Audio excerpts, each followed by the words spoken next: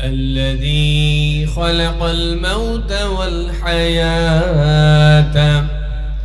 ليبلوكم أيكم أحسن عملا وهو العزيز الغفور.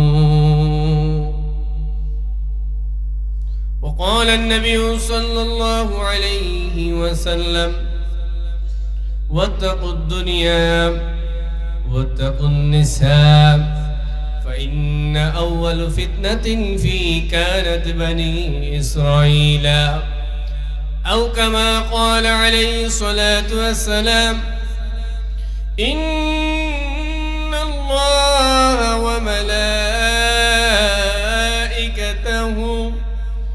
يصلون على النبي يا أيها الذين آمنوا صلوا عليه وسلموا تسليما. الله صل على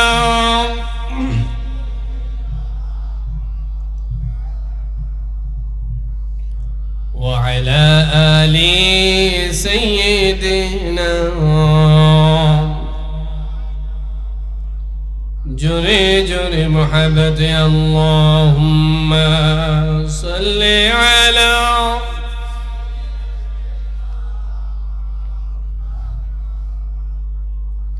وعلى آل سيدنا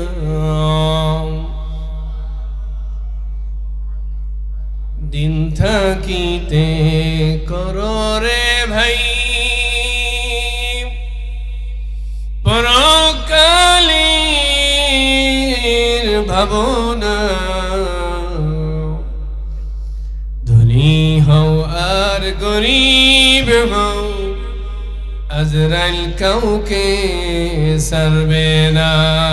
আল্লাহুম্মা সাল্লি আলা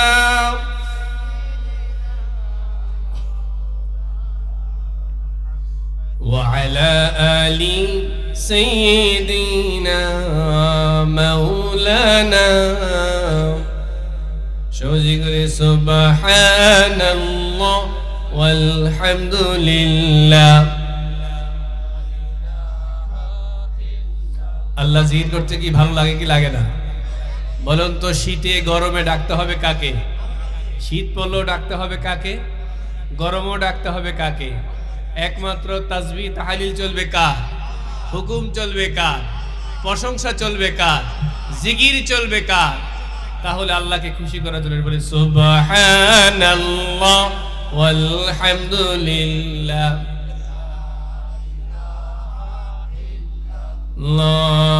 সুবহানাল্লাহ ওয়ালহামদুলিল্লাহ لا إله إلا الله لا إله سبحان الله والحمد لله لا إله إلا الله محمد رسول الله সাল্লাল্লাহু আলাইহি ওয়াসাল্লাম। উপস্থিত দক্ষিণ দেশগাঁও দক্ষিণ পাড়া প্রবাসী ও যুব সমাজের উদ্যোগে পঞ্চম বার্ষিকী ওয়াজ ও দোয়ার মাহফিলের সম্মানিত সভাপতি, দেশগাঁও দক্ষিণ পাড়া জামে মসজিদের সম্মানিত খতিব, দেশগাঁও দাখিল মাদ্রাসা সম্মানিত সিনিয়র শিক্ষক হযরত মাওলানা মোহাম্মদ শফিকুর রহমান সাহেব, আজকের মাহফিলের প্রধান আলোচক উস্তাজুল উলামা শাইখুল হাদিস হযরতুল আল্লামা মাওলানা মুহাদ্দিস আবু নসর আশরাফি সাহেব, যিনি আমার সরাসরি উস্তাদ। আমার আজকে পরম সৌভাগ্যের বিষয় ছাত্র এবং শিক্ষক একই প্যান্ডেলের মেহমান বা তাকরির করবেন। এটা আমার জীবনের সবচেয়ে বড় পাওয়ার মধ্যে একটা পাওয়া। যেখানে উস্তাদের পাই আমি মাহফিলে বয়ানের ক্ষেত্রে, এটা আমি মনে করি এটা আমার চরম সৌভাগ্য, ঠিক কিনা? শিক্ষকের পাশে বসে বা শিক্ষকের মাহফিলে ছাত্র প্যান্ডেলে জায়গা পাবে, এটাই ছাত্রের জন্য পরম সৌভাগ্যের বিষয়। তো আজকে আমি খুবই আনন্দিত। আমি জিনার ওয়াজ শোনার জন্য বিভিন্ন জায়গায় চলে যাই, আজকে সেই হুজুরকে কাছে পাবো ইনশাআল্লাহ। আল্লাহ যেন আমার উস্তাদকে মুহাদ্দিস আবু নসর আশরাফিকে সহি সালামতে আজকের মাহফিলে এসে সুন্দর তাকরির ফেরাস করার জন্য আল্লাহ পাক যেন তৌফিক দান করে, চিল্লায় বলি আমিন। এবং আজকের মাহফিলের বিশেষ আলোচক গনিয়া সাইদিয়া ফাজিল মাদ্রাসার সম্মানিত আরবি প্রভাষক, আপনাদের এলাকার কৃতি সন্তান, যার সাথে আমার বহু আগে থেকে সম্পর্ক। গত মাহফিলে আসছিলাম, কথা হয় নাই বিশেষ দ্রুততার কারণে, আজকে কিছু কথা হয়েছে। হাফেজ মাওলানা মোহাম্মদ আবু বকর সিদ্দিকী সাহেব সহ আমার ডানে বামে বসা, বিশেষ করে আপনাদের মাহফিলের যিনি সমন্বয়ক, মাহফিল পরিচালক দায়িত্বে যিনি আছেন, আমার ভাই, স্নেহের ভাই, হাজীগঞ্জ কামিল মাদ্রাসা থেকে যিনি কামিল সম্পন্ন করেছেন, আলেম মাওলানা বটে, এবং হাজীগঞ্জ বাজারের বিশিষ্ট ব্যবসায়ী মোহাম্মদ আব্দুল হামিদ সাহেব সহ ডাইনে বামে সামনে পিছনে বসা রাস্তার মধ্যে চলমানরত ভাই বাবারা, পর্দানিশীন মা ও বোনেরা, প্রত্যেকের প্রতি রইল সালাম। আসসালামু আলাইকুম ওয়া রাহমাতুল্লাহি ওয়া বারাকাতুহু। আপনাদেরকে কি শীতে কাবু করে ফেলছে নাকি? ইমানদারদেরকে, মুমিনদেরকে জজবা শীতের কাছে হার মানে না, মায়ের কাছে হার মানে না, বিভিন্ন জেল জুলুমের কাছে হার মানে না, উত্তপ্ত ময়দানও তাদেরকে হার মানাইতে পারে না। তারা একমাত্র জিততে জানে, ঠিক কিনা? আজকে আমরা একটু উচ্চকণ্ঠে আওয়াজ দিয়ে শয়তানকে হারিয়ে দিয়ে আল্লাহ তাসবিহ বলবো, বলে আলহামদুলিল্লাহ। আরেকবার বলি আলহামদুলিল্লাহ। আল্লাহ রাসূল বললেন, খাফিফাতান আলাল লিসান সাকিলাতান আলাল মিজান। এমন কিছু শব্দ আছে যেগুলো তোমার জবান দিয়ে ছোট হালকা মনে হবে, কিন্তু শব্দগুলো যদি মিজান পাল্লায় দেওয়া হয়, মিজান পাল্লা নেকের পাল্লাটা অনেক ভারী হয়ে যাবে। জোরে বলেন না সুবহানাল্লাহ। তার মধ্যে একটা হলো সুবহানাল্লাহ, একটা হলো আলহামদুলিল্লাহ, একটা হলো আল্লাহু আকবার। এজন্য যেখানে সুযোগ পাইবেন আল্লাহ তাসবিহ আদায় করতে হবে, কি হবে না? আবার বলি আলহামদুলিল্লাহ। এবার দুরূদ সালাম প্রেরণ করি মানবতার কান্ডারি, দুজাহানের রহমতের নবী, যিনি আমাকে আপনাকে কিয়ামতের ময়দানে সুপারিশ করবেন, যিনার হাত দিয়ে, হাত মোবারক থেকে আমরা হাউজুল কাউসার নিব, সেই নবী, শ্রেষ্ঠ নবী, আখিরি নবী, নবী মুহাম্মদ মুস্তাফা আহমদ মুস্তাফা সাল্লাল্লাহু আলাইহি ওয়াসাল্লামের প্রতি শ্রদ্ধার শহীদ হৃদয় থেকে আরেকবার বলি সাল্লাল্লাহু আলাইহি ওয়াসাল্লাম। এবার আল্লাহর কাছে প্রার্থনা করি, আল্লাহ একামত দিন করতে গিয়ে, তোমার জমিনে ইসলাম প্রতিষ্ঠিত করতে গিয়ে সামান্য থেকে বিশাল রক্ত স্রোত পর্যন্ত যত মানুষ জীবন থেকে রক্ত পর্যন্ত বিলিয়ে দিয়ে কষ্ট স্বীকার করে যারা যেভাবে শহীদ হয়ে গাজী হয়ে পৃথিবীর থেকে বিদায় নিয়ে গেছেন, আল্লাহ প্রত্যেককে তুমি জান্নাতের মেহমান হিসেবে কবুল করে নাও। আয় আল্লাহ, যারা পৃথিবীর প্রান্তে, যে প্রান্তে ঈমান নিয়ে শায়িত হয়ে গেছেন, আল্লাহ প্রত্যেকের গুনাহ খাতা তুমি মাফ করে দাও। খাস করে শীত, কনকনে শীতের মধ্যে যারা তোমার কালামুল্লাহ থেকে কথা শোনার জন্য মসজিদের মধ্যে, মসজিদের আঙ্গিনায়, মাহফিলের মধ্যে আল্লাহ জমায়েত হয়েছেন, সমায়েত হয়েছেন, তাদের প্রত্যেককে তুমি কবুলা মঞ্জুর করে নাও, আমিন। মুআজ্জাজ হাজিরিন, আমার এমন একটা বিষয় দেওয়া হয়েছে, এই বিষয় যদি বলতে যাই বিষয় চলতেই থাকবে, আমার জীবন শেষ হয়ে যাবে, বিষয় শেষ হবে। ইসলামী নৈতিক শিক্ষা। ইসলামী নৈতিক শিক্ষার কি বিষয় কি একটা না বহু? নৈতিক শিক্ষা বলতে আপনার জন্ম থেকে মৃত্যু পর্যন্ত কি কি শিক্ষার প্রয়োজন, এই বিষয় কি আমি বলে শেষ করতে পারবো? কি কি শিক্ষা দরকার আমাদের জীবন আদর্শ গঠনের জন্য? তো মুখতসর কিছু কথা রসুলের সিরাত চরিত্রের সাথে খুলুকের সাথে মিলে কিছু কথা বলবো। আল্লাহ যেন আমাকে বলার, আপনাদেরকে শোনার এবং সবাইকে আমল করার তৌফিক দেয়। সকলে চিল্লায় বলি আমিন। মুআজ্জাজ হাজিরিন, আমরা যারা মুসলিম দাবিদার, ইমানদার, আমাদের প্রথম শব্দ হতে হবে লা ইলাহা মুহাম্মাদুর। এটা ছাড়া মুসলমান দাবি করার সুযোগ, মুমিন দাবি করার সুযোগ, এটা বলার পরেই আমাকে আপনাকে চলে যেতে হবে ইসলামী শিক্ষা, নৈতিক শিক্ষার মধ্যে। আমাদের ইসলামিক প্রথম নৈতিক শিক্ষা হলো চরিত্র। কালিমার স্বীকৃতি দেওয়ার পরে ইবাদত তো অবশ্যই আছে, ইবাদত বিষয়টা এক সাইডে রাখি বললাম। প্রথম নৈতিক শিক্ষা হলো চরিত্র। যার চরিত্র যত ভালো, রাসূলের হাদিস, তার ঈমান তত বেশি পরিপূর্ণ। যার চরিত্র যত ভেজাল, তার ঈমানও তত ভেজাল। আল্লাহ রাসূল বললেন, আমি পৃথিবীতে আদিষ্ট হয়েছি মানুষের চরিত্রকে পরিশুদ্ধ করার জন্য। জোরে বলেন না সুবহানাল্লাহ। কিন্তু আমাদের এখন 500 টাকা দিলেও চারিত্রিক সনদ দেয় কি দেয় না? যিনি দেয় তোমারও কি নাই, চরিত্রে ঠিক নাই, তিনি আরেকজনের চারিত্রিক সনদ দেয় কি দেয় না? কত টাকার বিনিময়? 500, 200, 300, 1000 টাকার বিনিময়।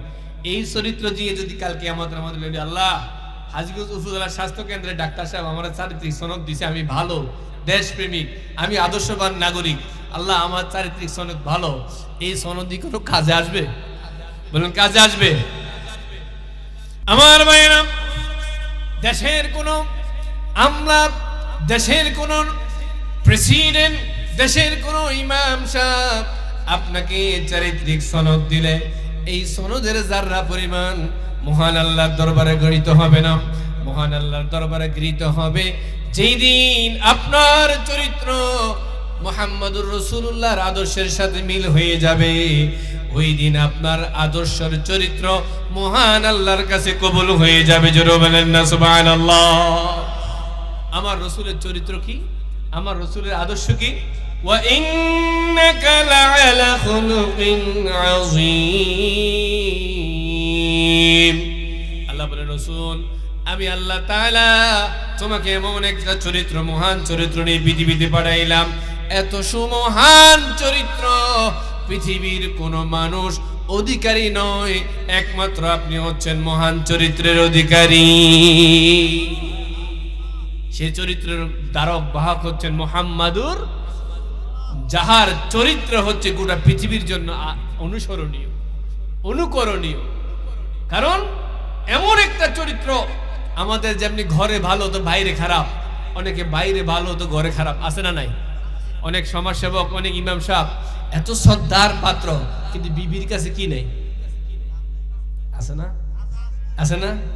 2 টাকা দিয়ে জিজ্ঞাসা করে না, বরং বিবিরে বলে তোর ফাদরি, মানুষে কথা শুনবো, বলে কি বলে না? আমার মান ইজ্জত খাইস না, বলে কি বলে না? তার মানে বিবি অনেক কিছু জানে, বিবিরে ফাদরি হলে চুপ করা, আছে না নাই? কিন্তু আমার ভাইয়েরা, আমার নবীর স্ত্রী, আমাদের মা আম্মা জান আয়েশা সিদ্দিকা বলা হলো, ওগো আয়েশা, তুমি তো নবীর একেবারেই কাছের মানুষ, অন্দর মহলের মানুষ। তুমি রাসূলের সাথে রাত্রিও থাকতা, রাসূলের সাথে তুমি দিনেও থাকতা, শয়নে স্বপনে রাসূলের পাশে থাকতা, জাগ্রত অবস্থায় তুমি আয়েশা রাসূলের পাশে থাকতা। ও আয়েশা, তোমাকে আমরা সাহাবীরা প্রশ্ন করি, আয়েশা আমাদের রাসূলের চরিত্র কেমন? আয়েশা উত্তর দিয়ে বলে, ও সাহাবী, রাসূলের চরিত্র কেমন আমি আয়েশা বলে শেষ করতে পারবো না, তবে সংক্ষেপে বলে দেই, ওই যে কোরআন দেখা যায়, এই কোরআনটাই হচ্ছে আমার রাসূলের চরিত্র। জোরে বলেন না সুবহানাল্লাহ। তাহলে কোরআনের চরিত্র মানে রাসূলের, রাসূল তাই করে যাহা কোরআন বলে। রাসূল কোরআনের বাইরে কোনো কাজ, কোনো কথা বলে। আর যদি বলা হয় হুজুর আমাদের বিবির সাথে আমার বিবি দেখা করবে, বেশি কিছু না, আমাদের চরিত্রের ব্যাপারে আমার বউ আপনার বউ জিজ্ঞাসা করবে, কোনো হুজুর সাহস পাবে না যে তার চরিত্রের ব্যাপারে বাড়িতে অন্য কোনো মহিলা পাঠায়, ঠিক কিনা? কারণ হুজুরের চরিত্র কি আছে? চরিত্র বলতে তার লেনদেন, কথা বলা, উঠ বসা, আদর আপ্যায়ন, মেহমানদের কোনো না কোনো জায়গায় কি আছে? স্বামী হিসেবে ত্রুটি থাকতে পারে, সন্তানের দায়িত্ব হিসেবে ত্রুটি থাকতে পারে, অথবা আদর্শ স্বামী হিসেবে ত্রুটি থাকতে পারে, অথবা আল্লাহর বান্দা ইবাদতের ক্ষেত্রে ত্রুটি থাকতে পারে, অথবা চারিত্রিক ত্রুটি থাকতেও পারে। জানবে কি? স্ত্রী। এই জন্য স্ত্রীর কাছে অনেক বড় বড় মুহাক্কিক আলেমরাও সাধু সাজতে পারে। দেখেন না মাঝে মাঝে কিছু স্ত্রী ফেসবুকে আইসা কত কথা বলে, যারা আমরা জানি না, শুনি না। এই জন্য বলি, যে মানুষটা স্ত্রীর কাছে সব আদর্শবান মনে করতো, সত্যিকার অর্থে সেই আদর্শবান। যেটা বলেন না সুবহানাল্লাহ। আমার ভাইরা, আল্লাহ রাসূল বলেন, বুইসতু লিউতিম্মিমা মাকারিমাল আখলাক। ও পৃথিবীর বাসী, তোমাদের চরিত্র খারাপ। ও আইয়ামে জাহিলিয়াতের মানুষ, তোমার চরিত্র কলঙ্কযুক্ত। মহান আল্লাহ আমাকে পৃথিবীতে পাঠাইলেন তোমাদের চরিত্রকে সংশোধন করার জন্য। তোমরা দুশ্চরিত্রা, তোমার মাকে বিবাহ করো, বোনকে বিবাহ করো, আপন মায়ের সাথে তোমরা কাছাকাছি চলে যেতে চেষ্টা করো। তোমাদের বংশ পার্থক্য নাই, তোমাদের মহরিমাত নাই, তোমাদের মধ্যে কোনো গায়রত নাই। তোমরা যে যেমনি পারো জীবন যাপন করতেছ। তোমাদের চরিত্রকে পরিশুদ্ধ করার জন্য লিউতিম্মিমা মাকারিমাল আখলাক, তোমাদের চরিত্রকে সংশোধিত করে আলো দেখাইয়া ইখরিজুহুম মিনাজ যুলুমাতি ইলান নূর, অন্ধকার সমাজ থেকে আলোর দিকে, ইসলাম থেকে জান্নাতের দিকে নিতে আমি পৃথিবীতে আদিষ্ট হয়েছি। জোরে বলেন না সুবহানাল্লাহ।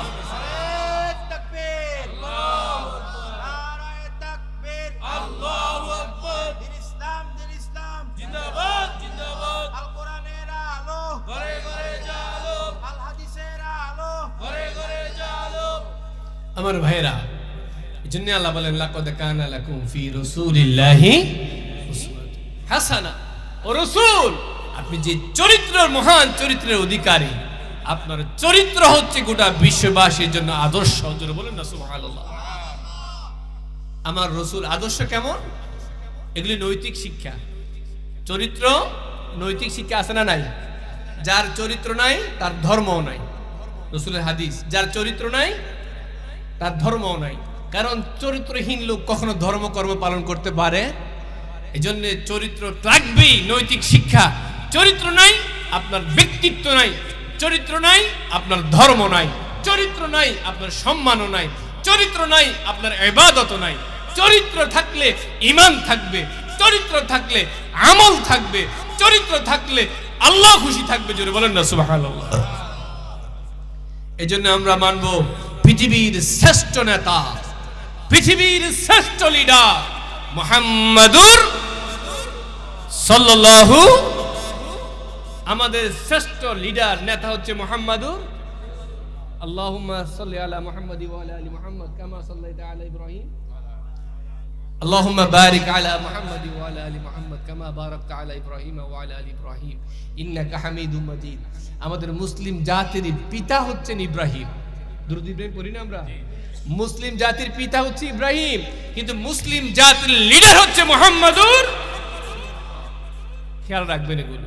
আমার আপনার লিডার মেম্বার হতে পারে না, কাউন্সিলর লিডার হতে পারে না, আমার আপনার এমপি সাহেব আমার আপনার লিডার হতে পারে না, আমার আপনার প্রেসিডেন্ট দলের প্রধান লিডার হতে পারে না। আমার আপনার লিডার, নেতা, অনুসরণী নেতা হবে মুহাম্মাদুর। কেন বললাম? ইয়াউমা নাদউ কুল্লা উনাসিম বিইমামিহিম, সেদিন আপনাকে আমাকে সবাইকে ডাকবে, এই দেশগার অমুক ইমামের মুসল্লিরা আসো, দেশগার অমুক লিডাররা আসো। কোরআন শরীফের আয়াত, ইয়াউমা নাদউ কুল্লা উনাসিম বিইমামিহিম। সেদিন আল্লাহ তাআলা আমাকে আপনাকে ডাকবে লিডারের নাম ধরে। কাকে নাম ধরে? আপনি যে নেতার আদর্শ ছিলেন, যেই নেতাকে ইমাম মেনেছেন, নেতা মেনেছেন, সেই নেতার নাম ধরে বলা হবে অমুক নেতা আসো। যখন নেতা হাঁটা দিবে, নেতার পিছে পিছে কর্মীও হাঁটা দিবে, নেতাও হাঁটবে, কর্মীও হাঁটবে। মহান আল্লাহর ফয়সালা হবে, জাহান্নামের দিকে চলে যাও। এবার অনুসারীরা বলবে, আল্লাহ এই লোক আমাদেরকে দুনিয়ায় স্বপ্ন দেখাইতো জান্নাতের, এই লোক আমাদেরকে স্বপ্ন দেখাইতো তোমার নিয়ামতের, কিন্তু আজ আমাদের কপালে জাহান্নাম কেন? মহান আল্লাহ বলবে, এই লোক তোদেরকে জাহান্নামের পথে ডেকেছিল, জাহান্নামের পথে তোদেরকে দাওয়াত দিয়েছিল। আমার আল্লাহ, আমি আল্লাহর পথে দাওয়াত দেয় নাই, এই জন্য আমি আল্লাহর ফয়সালা হলো নেতাও জাহান্নামী, নেতার কর্মীও জাহান্নামী।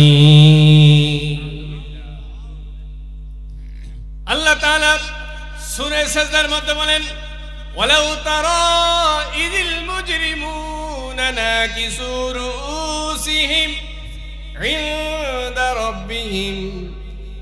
আল্লাহ তাআলা তার রাসূল আমাদের নবীকে লক্ষ্য করে বলল, রাসূল যদি আপনি কিয়ামতের অবস্থা দেখতে পাইতেন, কিয়ামতের ময়দানে কিছু নেতা, কিছু কর্মী নিচু মাথা দিয়ে আমার সামনে দাঁড়িয়ে থাকবে, রুউসিহিম ইনদা রাব্বিহিম, তাদের মাথা নম করে নিচের দিকে দিয়ে আমি আল্লাহর দিকে তাকিয়ে থাকবে, নিজেকে আসামি মনে করে আমার সামনে দাঁড়িয়ে থাকবে, আর কেঁদে কেঁদে বলবে, রব্বানা আবসারনা, ও আমাদের রব, আপনি যা বলেছিলেন তা দুনিয়াতে আমরা বিশ্বাস করি নাই, তবে হাসরের ময়দানে আসার পরে আমরা এবার দেখতে পেলাম তার সত্য। সুবহানাল্লাহ বলতেন না? আপনি বললেন বিচার করবেন, আজকে বিচার হচ্ছে। আপনি বললেন জান্নাতে দিবেন, জান্নাত দেখলাম। আপনি বললেন জাহান্নামে দিবেন, জাহান্নামের আযাব দেখলাম। রব্বানা আবসারনা, ও রব আমরা দেখলাম ফারজিনা, তোমার কাছে আমরা অনুরোধ করি রব, আমাদেরকে আবার একটু দুনিয়ায় তুমি পাঠাইয়া দাও না। আমাদের নেতা আমাদের পথভ্রষ্ট করেছিল, আমাদেরকে ইসলাম থেকে দূরে নিয়ে গিয়েছিল, নামাজের কাতার থেকে মিছিলে নিয়ে গিয়েছিল। আল্লাহ আমাদেরকে ধর্ম শিখাই নাই, তবে আজকে আমরা শিখলাম, ইসলাম বুঝলাম, বিচার আদিল্লা আমরা সব দেখলাম। এবার তোমার কাছে আমরা বিনতি করি, পারজিনা, আমাদেরকে আবার একটু দুনিয়ায় পাঠান, নামাল সালিহা, এবার এমন ভাবে আপনার ইবাদত করব, নামাল সালিহা, এমন সালিহ ইবাদত করব আল্লাহ, আর কোনো বেজাল ইবাদত করব না, সঠিক আমলে সালেহ বেদাত মুক্ত আমল করব। আল্লাহ তুমি আমাকে একটু মাফ করে আমাদেরকে দুনিয়ায় পাঠাও। আল্লাহ কি পাঠাইবে? ইন্না মুকিনুন, আল্লাহ আমরা এবার বিশ্বাস করছি, কি নানছি, আপনি যে বিচার করবেন, ধরবেন, মারবেন, আমাদের সন্দেহ নাই। আল্লাহ বলবে, তোমাদেরকে আমি বিচার করব, তোমাদের কাছে কি আমার কোন আলেম যায় নাই? আলাম ইয়াতিকুম নাযীর, তোমাদের কাছে কি আমার কোন আলেম যায় নাই? আমার কোন ইমাম খতিবরা যায় নাই? আমার দিন ধর্ম নিয়ে প্রচার করে তোমাদের কাছে কেউ আসে নাই? তখন তারা বলবে, ক্বালু বালা, আল্লাহ আলেম ওলামারা সাবধান করেছিল, আমাদেরকে বলেছিল দুনিয়ার পথ না থেকে ইসলামের পথে আসার জন্য। ফাকাজ্জাবনা, আমরা আলেমদেরকে মিথ্যুক মনে করেছিলাম, আলেমদের কথাকে গপ্প মনে করেছিলাম, আলেমদেরকে আমরা শত্রু মনে করেছিলাম, এই জন্য আল্লাহ তাদেরকে আমরা মানি নাই। আল্লাহ তাআলা বলবেন, এই ফেরেশতারা আমার এই নাফরমান বান্দাদেরকে জাহান্নামে তলদেশ নিক্ষেপ করে দাও, তারা সহ তাদের নেতাদেরকে জাহান্নামের মধ্যে নিক্ষেপ করে দাও। জোরে বলেন না নাউযুবিল্লাহ। এই জন্য আমাদের নেতা হবে কি দুনিয়ার নেতা না মুহাম্মদুর রাসূলুল্লাহ? আমাদের নেতার কোনো কি নাই, ভুল নাই, আমাদের নেতার কোনো গুনাহ, আমাদের নেতার কোনো আদর্শচ্যুত নাই, আপাদ মস্তক নির্ভুল নেতা, সাইয়্যিদ লিডার যিনি, তিনি হচ্ছেন মুহাম্মাদুর। আর আমাদের নেতার সকালেও ভুল, রাতেও ভুল। নেতারে এখন পাওয়া যায়, নেতা আসে না আমাদের কাছে, কিন্তু যখন নেতা তিনি পরিপূর্ণ হয়ে যায় তখন আর নেতাকে খুঁজে পাওয়া, তখন নেতার দূরবীন দিয়ে খুঁজে পাওয়া যায়। নেতা একজন তো বলছো যে তোমরা আমারে দিতেছো 500 টাকার বিনিময়ে ভোট, দিন শেষে তোমাদের থেকে এক একজন তো 5000 টাকা নেব, ঠিক কি না? বলেও দিস। এরপর যদি আপনার হুঁশ না হয়, আল্লাহ রসুলের পথে না আসেন, দুনিয়াবি নেতার পিছে ঘুরেন, তাহলে দুনিয়া তো লাঞ্ছনা, বঞ্চনা আখিরাত শাস্তি। জোরে বলেন না নাউযুবিল্লাহ। এজন্য আমাদের চরিত্রের মহান আদর্শের যিনি নেতা, যার চরিত্রকে আমরা ফলো করব, তিনি হচ্ছেন, আরো চিল্লায়ে বলেন না, তিনি হচ্ছেন সাল্লাল্লাহু আলাইহি ওয়াসাল্লাম। এজন্য আল্লাহ রাসূলের চরিত্রের বাহিরে কোন চরিত্র ফলো করা যাবে? কার্ল মার্কস, লেনিন, এরিস্টটল, এই বন্ধু সেই বন্ধু, কোন বন্ধুর চরিত্র মানা যাবে না। একটাই চরিত্র, তিনি হচ্ছেন মুহাম্মাদুর। আমার ভাইরা, আল্লাহ রাসূল সাল্লাল্লাহু আলাইহি সাল্লাম তিনি কেমন চরিত্র মানুষ ছিলেন? তাকে মানুষ মারে, তিনি এত মায়ার রাসূল ছিলেন, তাকে হত্যা করার জন্য আসছে, সেই হত্যাকারীকেও তিনি মাফ করে। আমি পারবো? আপনি পারবেন? পারবেন? আল্লাহ রাসূল দাওয়াত দিতে গেলেন, লা ইলাহা ইল্লাল্লাহু মুহাম্মাদুর রাসূলুল্লাহ। বলে দাও লা ইলাহা ইল্লাল্লাহ, আল্লাহ ছাড়া কোনো ইলাহ নাই, মুহাম্মাদুর রাসূলুল্লাহ, আমি মুহাম্মদ আল্লাহর পক্ষ থেকে প্রেরিত রাসূল। জোরে বলেন না সুবহানাল্লাহ। মুগীরা আসলো, কাফের সর্দার মুগীরা এসে বলে, তোমাকে আমরা নবী হিসেবে মানি না, আরেকবার যদি লা ইলাহা ইল্লাল্লাহর দাওয়াত দাও, তোমাকে আমরা এখানে কতল করে দেব। আল্লাহ রাসূল বললেন, আমি আদিষ্ট হয়েছি, উকাতিলু ফিদ দুনিয়া হাত্তা লা ইলাহা ইল্লাল্লাহ, দুনিয়ার মধ্যে আমি জিহাদের ভূমিকায় এসেছি, ততক্ষণ পর্যন্ত আমার জিহাদ চলবে, যতক্ষণ পর্যন্ত মানুষ লা ইলাহা ইল্লাল্লাহ স্বীকৃতি না দিবে। এবার মুগীরা বলে, তাহলে তোকে আমরা দুনিয়া থেকে বিদায় দিয়ে দিব। আল্লাহ রাসূল বললেন, তোমরা আমার বিরুদ্ধে যা ফয়সালা করে নাও, তারপরও লা ইলাহা ইল্লাল্লাহর স্লোগান আমি বন্ধ করব না। জোরে বলেন না সুবহানাল্লাহ। এইবার একটা দড়ি নিলেন, দড়ি নেওয়ার পরে আল্লাহ রাসূলকে ফাঁসি দেওয়ার জন্য মুগীরা একটা দড়ি নিয়ে রাসূল সাল্লাল্লাহু আলাইহি ওয়াসাল্লামের গলার মধ্যে ফাঁস দিয়ে এইভাবে দুই দিকে টান দিলেন। কার গলায় ফাঁসি দিচ্ছেন? বলেন কার গলায়? রাসূলের গলায়। যারা লা ইলাহা ইল্লাল্লাহর কথা বলবে তাদের গলায় রশি আসবে, এটা কি আজ না আগে থেকে প্রমাণিত? মুগীরা টান দিলেন, আল্লাহ রাসূলের চোখ বড় হয়ে গেল, জিহ্বা বাইর হয়ে গেল। বেশি দূর নয়, অনতি কাছের মধ্যে আবু বকর রাদিয়াল্লাহু আনহু ছিলেন, তিনি দৌড়িয়ে আসলেন। আসার পরে মুগীরাকে ধাক্কা দিয়ে আল্লাহ রাসূলের কাছ থেকে ফেলে দিলেন।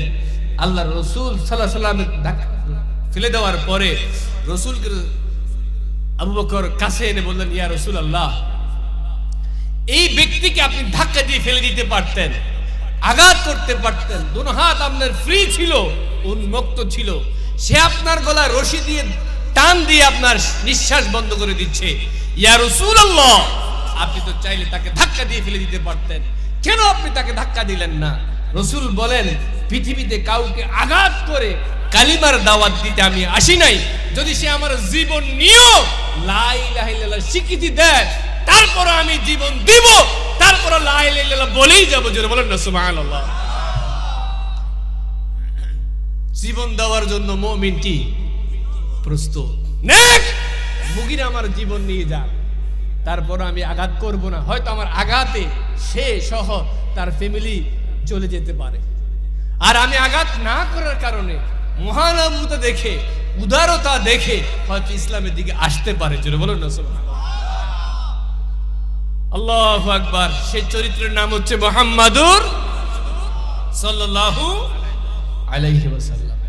তখন আবু বকর চিৎকার দিয়ে বললেন, হে মুগীরা, আতাকতুলুন নাসা আইয়াকুল লা ইলাহা ইল্লাল্লাহ। হে মুগীরা, এই মানুষটার দোষ কি? দোষ শুধু একটাই, লা ইলাহা ইল্লাল্লাহ স্লোগান দেয়, এটাই তার অপরাধ। তখন মুগীরা লজ্জায়িত হয়ে চলে গেল। তাহলে আল্লাহ রাসূল সহ মুমিনদের অপরাধ একটাই হবে, তারা লা ইলাহা ইল্লাল্লাহর কি করে? মুহাম্মাদুর রাসূলুল্লাহর দাওয়াত এটাই তাদের অপরাধ, আর কোন অপরাধ। এই অপরাধে জেল হয়, এই অপরাধে ফাঁসিও হয়, হয় কি হয় না? পৃথিবীর ইতিহাস থেকে সাক্ষী নেন, পৃথিবীর ইতিহাস থেকে সাক্ষী নেন। নমরুদের আগুনে যখন ইব্রাহিম করেছিল, অপরাধ কি? লা ইলাহা। নমরুদ বলল লা ইলাহা ইল্লাল্লাহ বলা যাবে না, ইব্রাহিম নবী বলল লা ইলাহা। অপরাধ কি? লা ইলাহা ইল্লাল্লাহর অপরাধ। মুসা বলল লা ইলাহা ইল্লাল্লাহ, মুসা কালিমা বলল লা ইলাহা। আর ফেরাউন বলল লা ইলাহা ইল্লাল্লাহ বলা যাবে না, আনা রাব্বুকুমুল আলা। যদি লা ইলাহা ইল্লাল্লাহ বলোস তো লা ইলাহা ইল্লাল্লাহর মালিক আমি ফেরাউন। জোরে বলুন না নাউযুবিল্লাহ। আর মুসা নবী বললেন না, লা ইলাহা ইল্লাল্লাহ ওই উলুহিয়াত, ওই রুবুবিয়াত, ওই আসমা ও সিফাতের মালিক অধিপতি আল্লাহ, তার স্লোগান আমি দিয়ে যাব। জোরে বলুন না সুবহানাল্লাহ।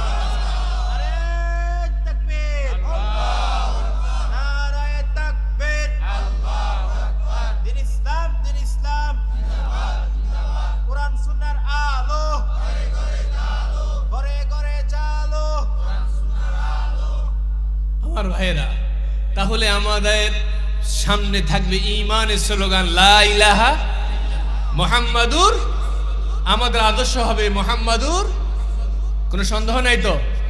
এটাই আমাদের চরিত্রের মূল চাবি। এবার আসুন, যেমনি ভাবে লা ইলাহা ইল্লাল্লাহর জন্য তর্জন গর্জন দিতে হয়, হুঙ্কার দিতে হয়, বীরত্ব প্রকাশ করতে হয়, তেমনি আবার একটা মানুষের জীবনে হাসি কান্নাও থাকতে হয়। হাসি কান্না ছাড়া মানুষ হতে পারে? অনেক বেদুইনরা কাফেররা মনে করে মুসলমান শুধু যুদ্ধের জন্য আছে, মুসলমান শুধু তরবারে নিয়ে আসে, মুসলমানদের জীবনে কোনো হাসি কান্না আনন্দ উল্লাস নাই। এটা কি সত্য না মিথ্যা? আল্লাহ রাসূল নিজে হাসি তামাশা করেছেন। বলুন না সুবহানাল্লাহ। আমার ভাইরা, নৈতিক শিক্ষার মধ্যে আমাদের হাসিটা কেমন হবে, আমাদের কান্নাটা কেমন হবে, আমরা হাসবো কি নিয়ে, আমরা কাঁদবো কি নিয়ে, কতটা আমাদের হাসির মধ্যে গঠনমূলক হবে, কতটা আমাদের কান্নাটা গঠনমূলক হবে, সেই আদর্শ চরিত্র দেখিয়ে গেছেন মুহাম্মাদুর রাসূলুল্লাহ। যে আমরা কথা বলতেছিলাম যে তাহলে মুসলমানের মধ্যে হাসি কান্না আছে না নাই? বীরত্বের যেমনি জজবা থাকবে, মুসলমানের মধ্যে হাসিও থাকবে, কান্নাও। এখন তো কিছু কিছু বক্তারা শুধু ওয়াজ উঠলে হাসায় আর হাসায়, আছে না নাই? শুধু হাসায়, শ্রোতা বলে আজকের ওয়াজ শুনি সারতম, বলে কি বলে না? এটা কি ওয়াজ হলো? এটা কমেডি, এটা কি হলো? আবার কিছু লোক আছে কবরের তলের কথা বলতে গিয়ে সারা জনম কবরের তলের কথা বলে, শুধু কাঁদায় আর কাঁদায়। কিরে বাবা, কবরের উপরে দুনিয়ার কি কোনো ওয়াজ নাই? তাহলে মুসলমান জীবনে হাসিও আছে, কান্নাও আছে। এটাই নবীর সুন্নাত। জোরে বলেন না সুবহানাল্লাহ। আমার ভাইরা, আম্মা জান আয়েশা হুজরার মধ্যে আল্লাহর রাসূল আসলেন। আম্মা জান আয়েশা সিদ্দিকা সহ তিনি সময় ব্যয় করতেছিলেন। এই সময় হযরত আয়েশা সিদ্দিকা খালাম্মা আল্লাহর রাসূলের ঘরের মধ্যে প্রবেশ করলেন। ঘরের মধ্যে যখন তিনি প্রবেশ করলেন, আল্লাহর রাসূল আয়েশা সিদ্দিকা রাদিয়াল্লাহু তাআলা আনহা খালাম্মাকে দেখে বললেন, খালাম্মা আপনি যে বুড়া মানুষ, আপনি তো জান্নাতে যাইবেন না, কারণ বুড়া মানুষ জান্নাতে যাইবে না। এই কথা বলার পরে আয়েশা সিদ্দিকা রাদিয়াল্লাহু তাআলা আনহার খালাম্মা অজরে কান্না শুরু করে দিলেন। কারণ মুহাম্মদুর রাসূলুল্লাহ সাল্লাল্লাহু আলাইহি সাল্লাম কখনো মিথ্যা কথা, আল্লাহ রাসূল কখনো মিথ্যা কথা বলে? যা বলে সত্য বলে।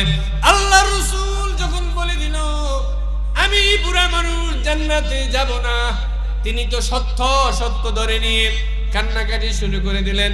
এমন ভাবে কান্না করতে লাগলেন, আল্লাহর রাসূলের কাছে গিয়ে এবার আয়েশা সিদ্দিকা বলো, গো নবী, ও প্রাণের নবী, আপনার কাছে আমি আরজ করতে চাই, আপনি আমার খালাম্মাকে বললেন বুড়া মানুষ জান্নাতে যাবে না। আমার খালাম্মা কাঁদতে কাঁদতে বেহুশ অবস্থায় আছে। ইয়া রাসূলুল্লাহ, কেন আপনি আমার খালাম্মাকে কাঁদাইলেন? আল্লাহ রাসূল বলেন, আয়েশা আমি যা বলি তা সত্য বলি, আমি মিথ্যা কখনো বলি না। আয়েশা রে, তোমার খালাম্মাকে আমার কাছে নিয়ে আসো। আল্লাহ রসুল এবার আয়েশা সিদ্দিকার খালাম্মার সামনে বসে রসুল আকরাম মুহাম্মাদুর রাসূলুল্লাহ সাল্লাল্লাহু আলাইহি ওয়াসাল্লাম বলে, ওগো খালাম্মা, আপনার কাছে আমি আরজ করে বলি, আপনি জান্নাতি, আপনি জান্নাতি।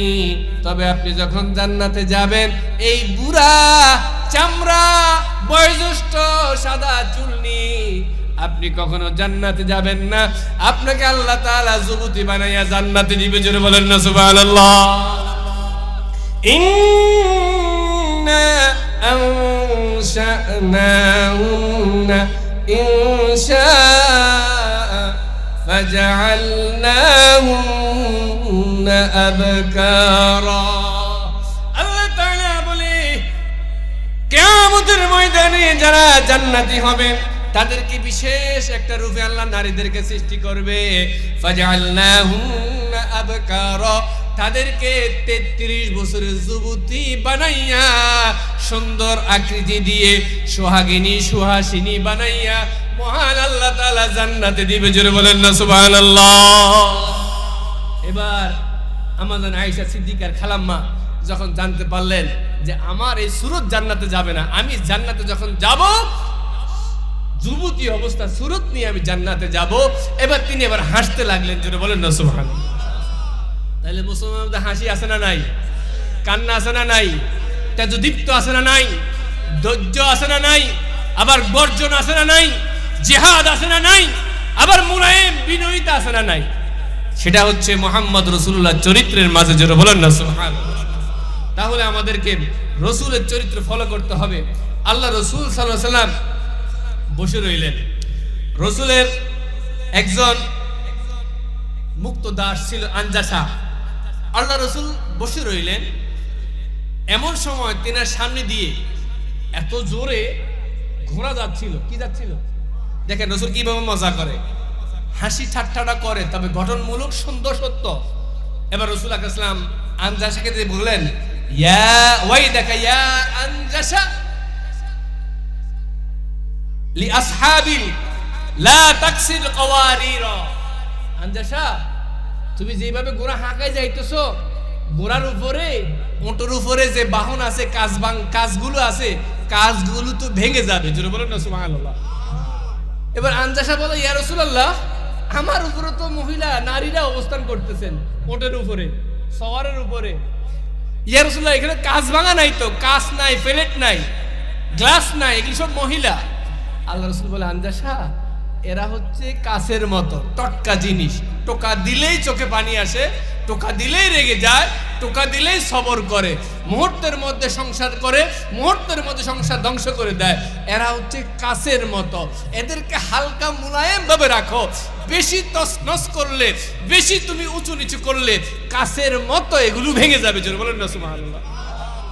আল্লাহ রসুল রূপকর্ত ব্যবহার করলেন, এরা হচ্ছে কাছের মতো, গ্লাসের মতো। তাহলে আল্লাহ রসুলের চরিত্রের মাঝে যেমন বীরত্বের জিহাদের তর্জ গর্জন আছে, তেমনি হাসিও আছে না নাই? বলে আছে না নাই? মুসলমানের চরিত্রের মাঝে যেমনি কান্না আছে, হাসি আছে, বীরত্বের সহ্য গর্জনও আমাদেরকে সকল নৈতিক গুলো অনুসরণ করতে হবে কি হবে না? ইসলামী চরিত্র যেমনি ভাবে আদর্শ মুহাম্মদ রাসূলুল্লাহ, পাশাপাশি রসুলের আদর্শের মাঝে হাসিও আছে, কান্নাও আছে। আপনারা কি আমার কথা কি বুঝে আছে তো নাকি? মনে আছে তো নাকি? তাহলে হাসির মধ্যে আল্লাহ রসুল এমন ভাবেও রসুলের উদারতা ছিল, হাসি তামাশা ছিল, যে হাসি তামাশার মধ্যে যাররা পরিমাণ মিথ্যা। এখন দেখবেন আমাদের সমাজে বক্তারা মিথ্যা মিথ্যা আজগুবি কথা বলো, হাসা আছে না নাই? এমন এমন কথা বলে দলকে, ইসলামী আন্দোলনকে প্রশ্নবিদ্ধ করে দেয়, আছে না নাই? আল্লাহ যেন এই সমস্ত আলেম ওলামাদেরকে অনর্থক কথা থেকে, মাহফিল প্যান্ডেলকে হেফাজত করে বলেন আমিন। আরো তো খারাপ অবস্থা, বিভিন্ন কাওয়ালি সাওয়ালি সহ বিভিন্ন আউল ফাউল বাউল যা জারি গান শুরু করছে ওয়াজের মাঝে। এই মাঠটা ছিল তাফসিরের মাঠ, কোরআনের মাঠ, সব হারায় যাচ্ছে, ঠিক কিনা? কি আজগুবি আজগুবি কথা বলে। তাজা ডিমে দিল, ভাজা ডিমে দিল তাজা বাচ্চা ফুটাইয়া, তোমরা আইসগো দেখিয়া। আজগুবি ওয়াজ করে না তো? এইগুলো আবার মানুষও খায়, কারণ মানুষ খায় এই কারণে তাদের অন্তরের মধ্যে শয়তানের প্রভাব করে। এগুলি ভালো, এগুলি মজা, মন শোন, মনের মধ্যে প্রভাব করে দেখে শয়তান। অথচ কোরআনের কথা শুনলে অনেকেই নাক ছিটকায়, অনেকে বাধাও দেয়, আছে না নাই? এই জন্য আপনার চয়েস থাকবে হুজুর নয়, আপনার চয়েস থাকবে মুহাম্মাদুর রাসূলের আদর্শের মধ্যে থাকলে আমরা করব, রাসূলের আদর্শে না থাকলে আমরা করব। আমি যে কথা বলতেছিলাম, আল্লাহ রাসূল সাল্লাল্লাহু আলাইহি ওয়াসাল্লাম এমনি ভাবে হাসি ঠাট্টা করতেন, এমনকি মাঝে মাঝে ছোট মাসুম বাচ্চার সাথে আল্লাহ রাসূল মজা করতেন, হাসি ঠাট্টা করতেন। তিনি বলতেন, ইয়া উমাইর মা ফাআলান নুগাইর, উমাইর রে, তোমার যে একটা বুলবুলি পাখি ছিল, ওই পাখিটার কি অবস্থা? জোরে বলেন না সুবহানাল্লাহ। তো মজা করে হাসতে হাসতে বলতেন কবিতার ছন্দে, ইয়া উমাইর মা ফাআলান নুগাইর, তোমার নুগাইরটা কি অবস্থা, বুলবুলি পাখিটার কি অবস্থা? আমরা তো এখন বাচ্চাদেরকে দেখলে নাকসিটাই, আছে না নাই? আছে না নাই? মসজিদে বাচ্চারা গেলে, এই মিয়া, বাচ্চা মসজিদে নিয়ে এসে নামাজ ঠিক মতো পড়তে পারে না, দমকায় কি দমকায় না? ঠিক না। বাচ্চাদের সাথে সুন্দর ব্যবহার করবেন, সুন্দর আচরণ করবেন, তাহলেই বাচ্চারা আপনার থেকে শিখতে পারবে, একটা সুন্দর সহনশীল সমাজ হবে। জোরে বলেন না সুবহানাল্লাহ। আমার যে কথা বলতেছিলাম, এই জন্য আমাদের আনন্দ, এই জন্য আমাদের চরিত্রের মাঝে সব থাকতে হবে। শুধু কিছু আছে, আফাতুমিনুনা বিবাদিল কিতাব ওয়া তাকফুরুনা বিবাদিল কিতাব, তোমরা কিছু মানবা, কিছু মানবা না, সুবিধা মতগুলো আমল করবা, কষ্টগুলো ছেড়ে দিবা, এটা মুমিন না। জোরে বলেন না নাউজুবিল্লাহ। সব করতে হবে যা রাসূল দেখাইছে, কষ্টটাও করতে হবে, মেসোগটাও করতে হবে, বাতাসা মিষ্টিটাও খাওয়া লাগবে, যুদ্ধের ময়দানে গিয়ে জিহাদও করা লাগবে। জোরে বলেন না সুবহানাল্লাহ। তাহলে তুমি ইসলাম পরিপূর্ণ, নৈতিক আদর্শে তুমি পরিপূর্ণ হলা। আল্লাহ যেন আমাদেরকে কবুল করে, সকলে বলে আমিন।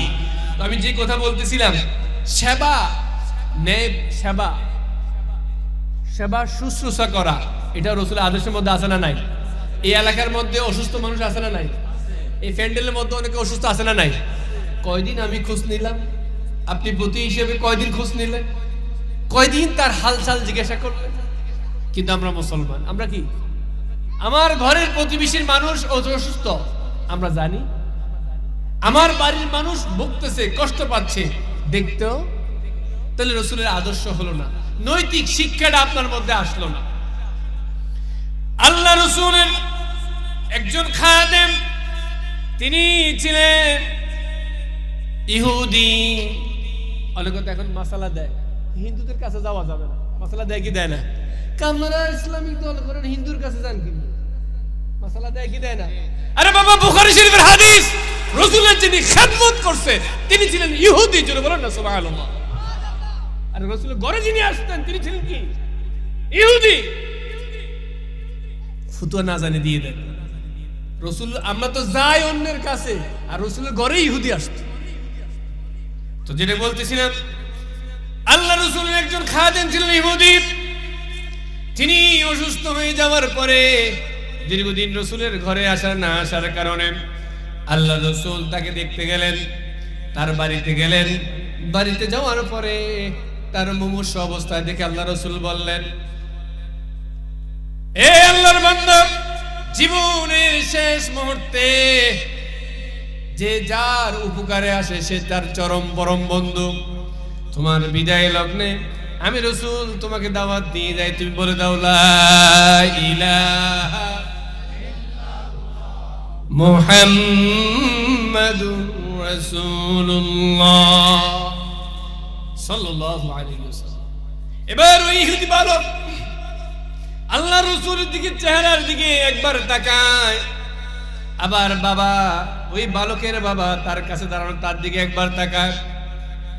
অসুস্থ বালক চিন্তা করে, যদি আমি লা ইলাহা ইল্লাল্লাহ বলে দেই আমার রাসূল খুশি হবে, আমার মনিব মালিক খুশি হবে। যদি আমি লা ইলাহা ইল্লাল্লাহ বলে দেই আমার বাবা তো ইহুদি, তিনি মনে কষ্ট পাবে।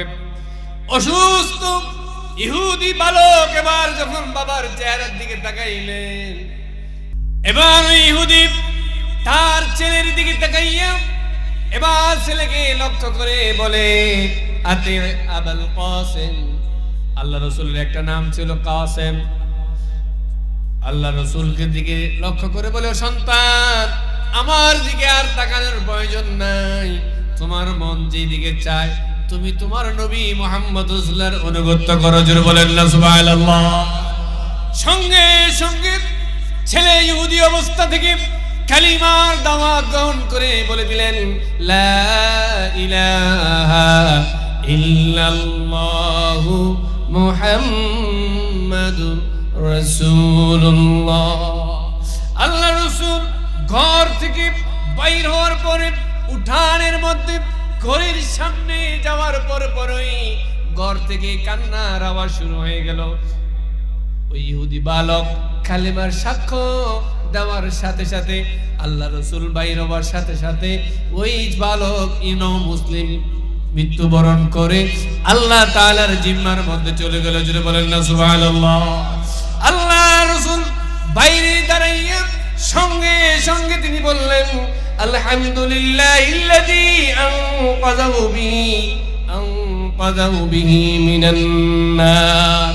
ওই সত্তার ওই মালিকের আমি রসুল সেই মালিকের প্রশংসা করি, যে মালিক কিছুক্ষণ আগে আমার মাধ্যমে বালিকটাকে ছেলেটাকে জান্নাতি হিসেবে গ্রহণ করেছে। জোরে বলেন না সুবহানাল্লাহ।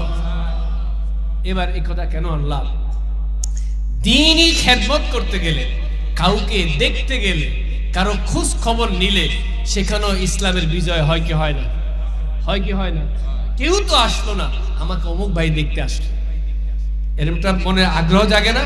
এই জন্য ইসলামের বিজয় মুসলমানিত্ব ফুটিয়ে তোলার জন্য, রাসূলের চরিত্রকে আপনি অনুসরণ করার জন্য নৈতিক দায়িত্ব মনে করে প্রত্যেকটা মানুষ তার প্রতিবেশী সহ গ্রামবাসীর মধ্যে যারা অসুস্থ তাদের পাশে থেকে তাদের দ্বীনের দাওয়াত এবং খেদমত উভয়টা করা অপরিহার্য। জোরে বলেন না সুবহানাল্লাহ।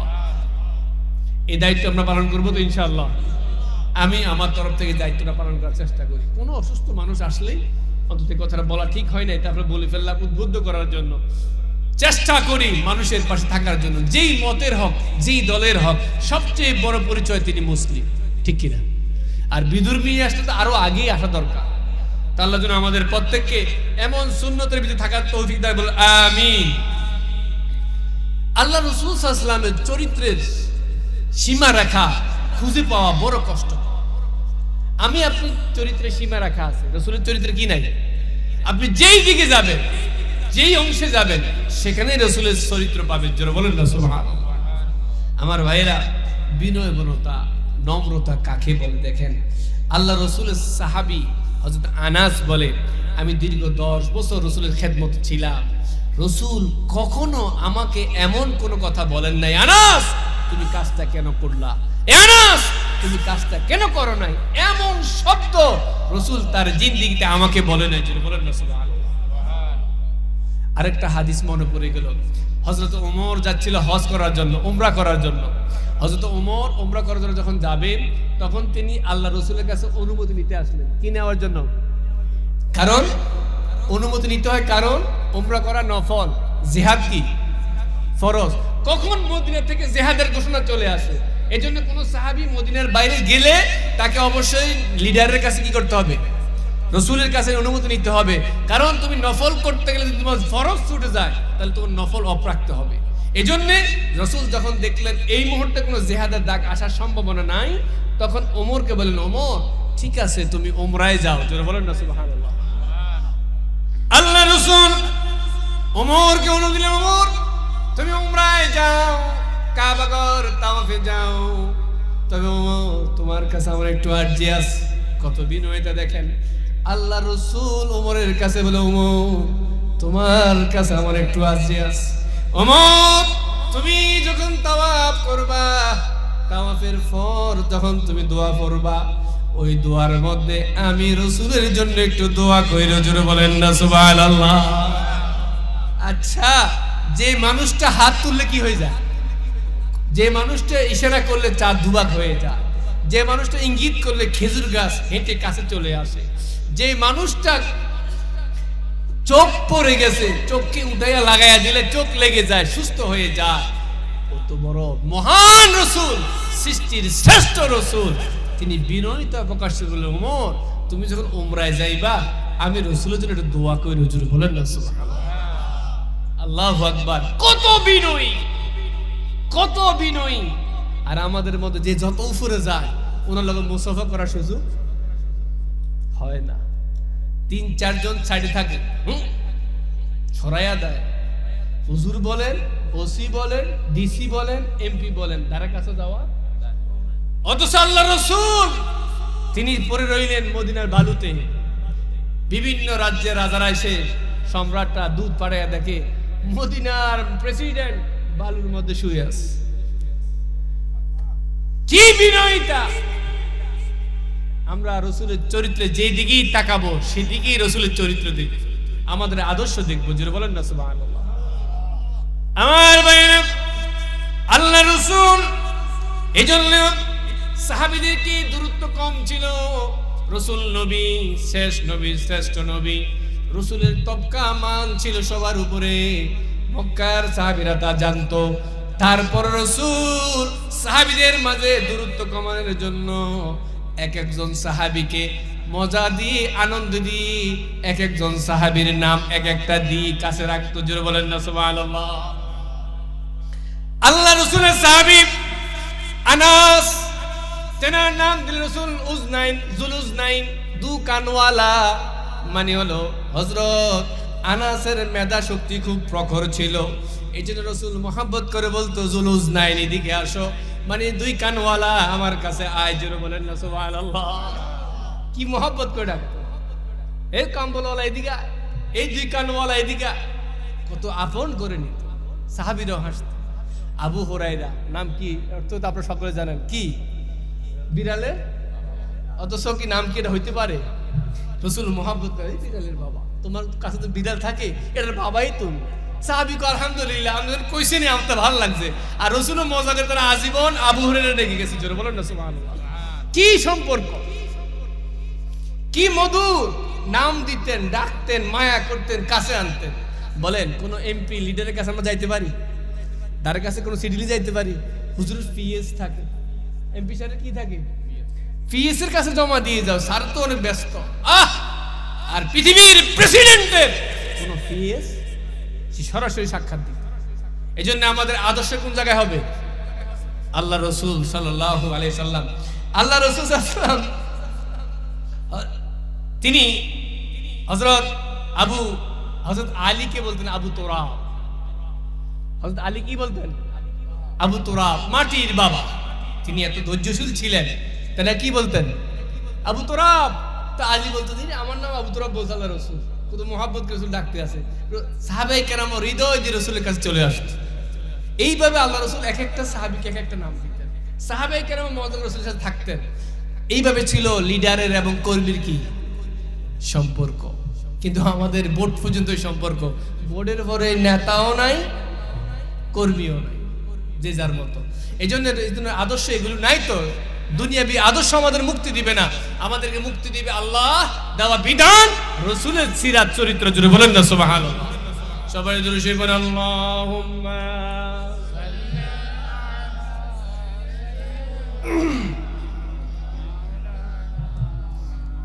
وعلى آل سيدنا جري جري محبت اللهم صل على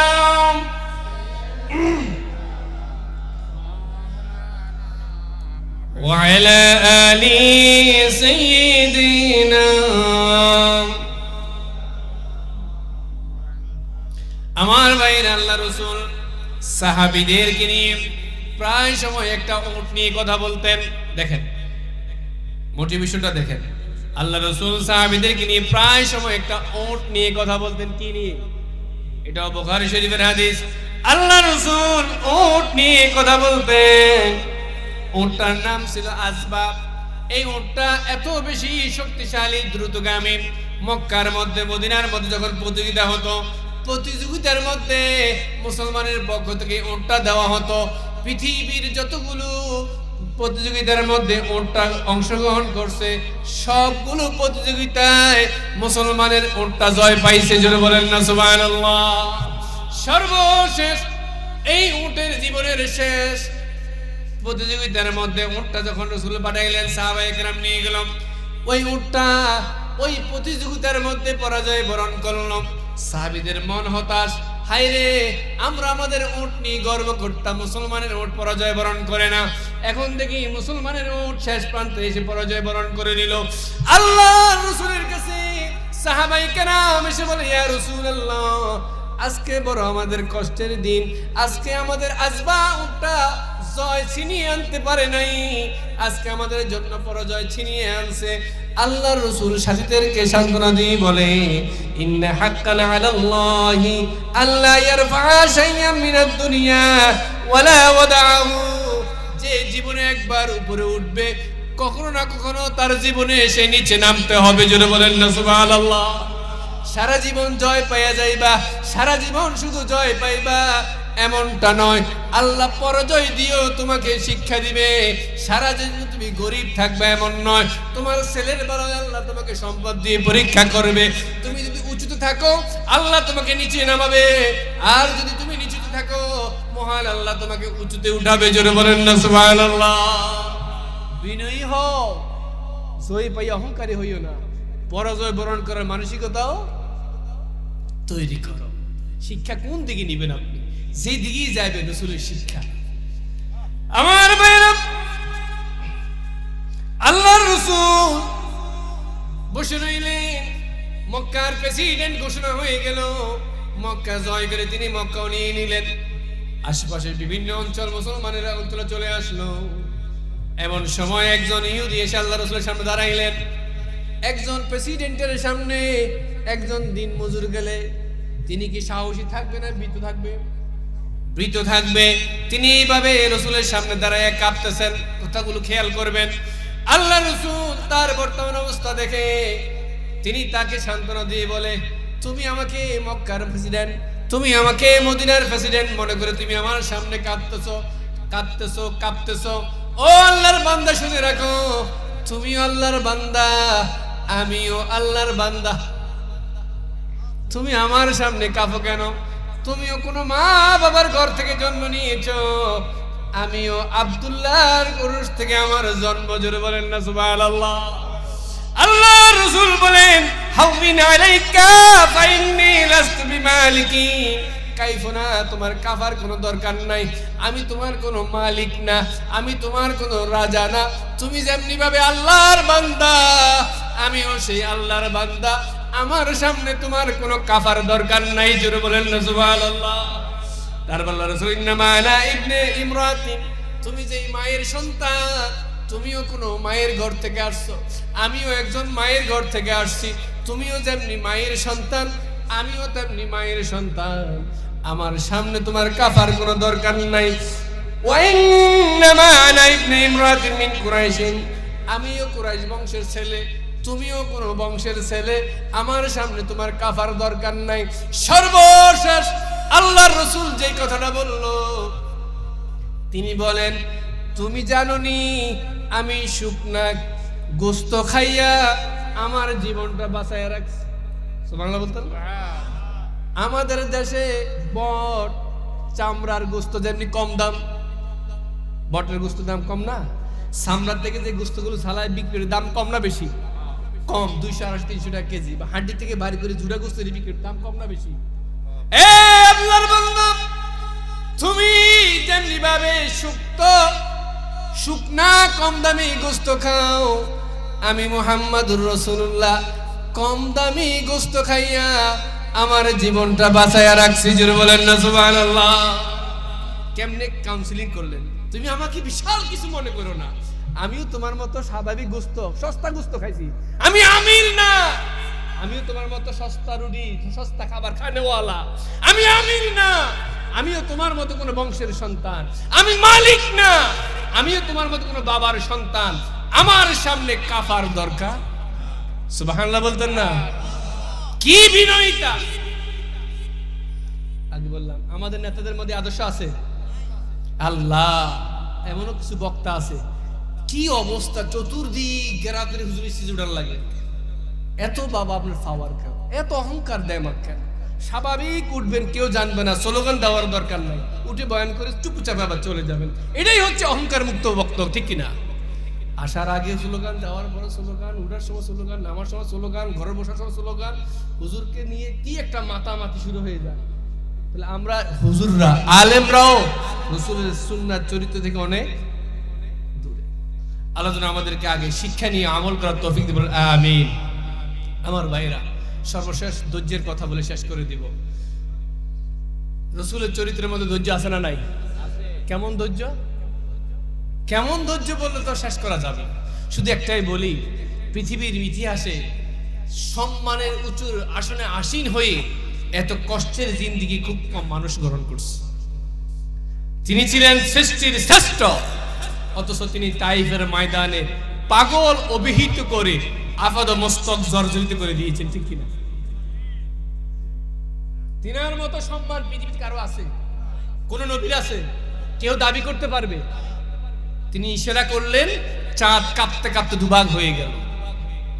কবিরা এই জন্য বলল, মুহাম্মদ রাসূলুল্লাহ আপনি এমন এক সন্তান, পৃথিবীর শুরু থেকে কিয়ামত পর্যন্ত কোন মা এমন সন্তান প্রসব করতে পারবে না। যেন বলেন না সুবহানাল্লাহ। তুমি এমন সন্তান, তোমার তুলনা তুমি নিজেই। সেই মুহাম্মদ রাসূলুল্লাহ যখন তাইফের ময়দানে গেলেন, উনাকে কি ফুলের মালা দিলেন না আঘাত করলেন? আল্লাহ রাসূল তাইফের ময়দানে গেলেন, 10 দিন সেখানে অতিবাহিত করলেন। আল্লাহ রাসূল ঘরে ঘরে যাইয়া, হাটে বাজারে যাইয়া বারবার বলে, কুলু লা ইলাহা ইল্লাল্লাহ। ও আল্লাহর বান্দারা বলে দাও, আল্লাহ তাআলা একজন, আল্লাহর সামনে কোনো শরীক নাই, আল্লাহর সাথে কোনো ইলাহ নাই, আমাদের প্রভু একজন, আমাদের রব একজন, তিনি কে? মক্কার কিছু মানুষ তাইফে অবস্থান করেছিল, তারা লেলিয়ে দিল আমাদের মক্কায় যে আশ্রিত ছিল, আমাদের মক্কায় যাকে আমরা পাগল বলতাম, সেই পাগলটা দেখি এখন তাইফের ময়দানও চলে আসলো। ও তাইফবাসী, এই লোক হচ্ছে বাপদাদা ধর্মের চুনকালি দেওয়ালা, এই লোকটা হচ্ছে আদা পাগল, তোমরা তার কথা শোনো না, তোমাদের সন্তানগুলো তার পিছে লেলিয়ে দাও, তাকে হত্যা করে দাও, সে সমাজের মধ্যে বিশৃঙ্খলাকারী। এমনি ভাবে তাইফের মধ্যে সকল মানুষকে খেপিয়ে দিল।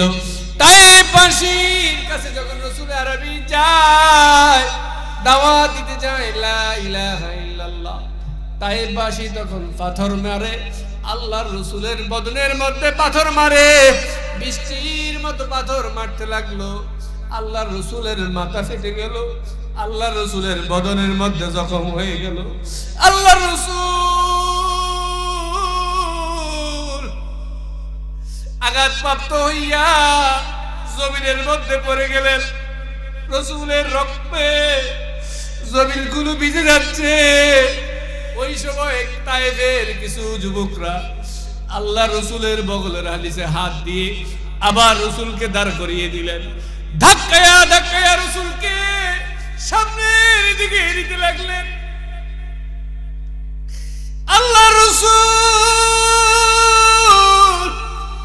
তখন রক্ত ঝরা অবস্থা বলে, লা ইলাহা ইল্লাল্লাহ ওয়া ইন্নী মুহাম্মাদুর রাসূলুল্লাহ। আল্লাহ এক, আল্লাহ এক, আল্লাহ এক, আর আমি মুহাম্মদ আল্লাহ তাআলার পক্ষ থেকে প্রেরিত রাসূল, সর্বশেষ রাসূল। এই কথা বলার পরে আবার বৃষ্টির মতো পাথর মারা শুরু করে দিল। আল্লাহ রাসূলের মাথা থেকে, শরীর থেকে এমন ভাবে রক্তগুলো ঝরতে লাগলো। আল্লাহ রাসূলের খরমের মধ্যে রক্তগুলো লেগে পায়ের পাতার সাথে খরমটা লেগে গেল। রক্ত লাগার কারণে পায়ের পাতার সাথে জুতা লেগে গেল। রাসূল অজ্ঞান হয়ে জমিনের মধ্যে পড়ে রইল।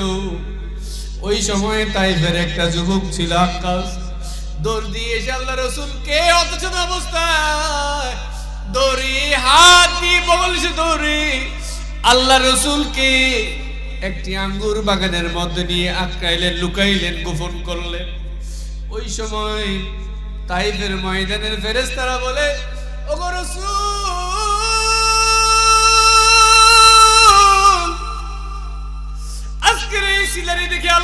চলতো। ফেরেশতা তামাম আসমানের ফেরেশতারা, জমিনের ফেরেশতারা কান্না করতেছে, ওগো রাসূল আরবি আপনি একবার অনুমতি দেন, এই তায়েব বাসীকে আমরা উল্টিয়ে দেব, মানচিত্র থেকে তায়েবের মানচিত্র আমরা মুছে দেব। রাসূল আরবি তখনও ধৈর্য ধরে বলে, ও মালাকা ফেরেশতারা, তোমরা যদি আজকে তায়েব বাসীকে ধ্বংস করে দাও, আমি কার কাছে দ্বীনের দাওয়াত নিয়ে যাব? আমি কার কাছে লা ইলাহা ইল্লাল্লাহ দাওয়াত দেব? আমাকে তারা মারুক আর কাটুক, আমার মৃত্যু পর্যন্ত আমি মহান আল্লাহর লা ইলাহা ইল্লাল্লাহ দাওয়াত দিয়ে যাব।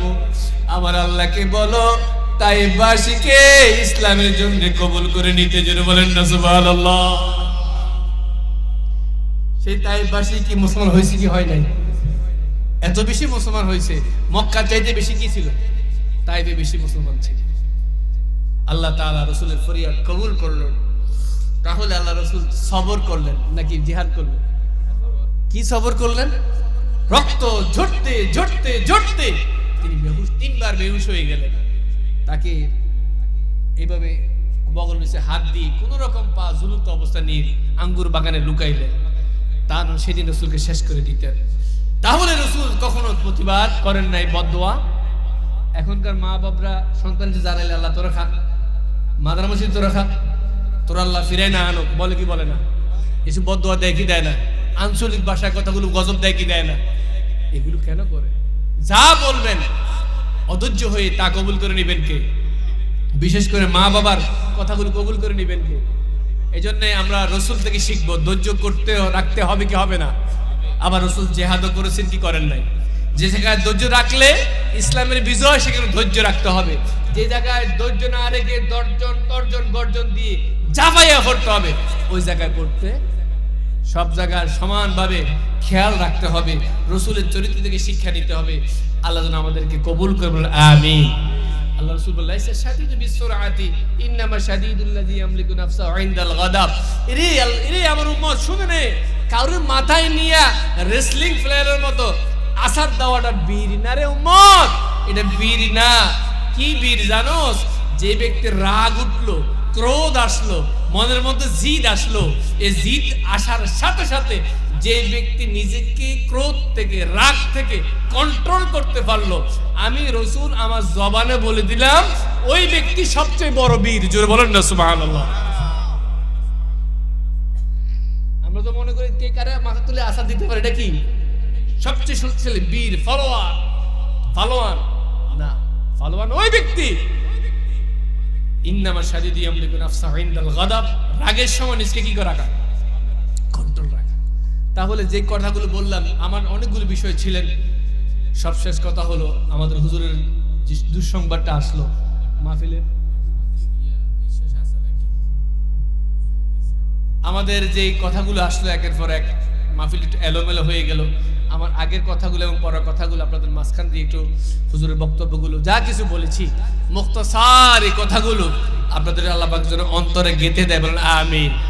এবং কথার উপর যেন আল্লাহ পাক আমল করার তৌফিক দেন, বলেন আমিন।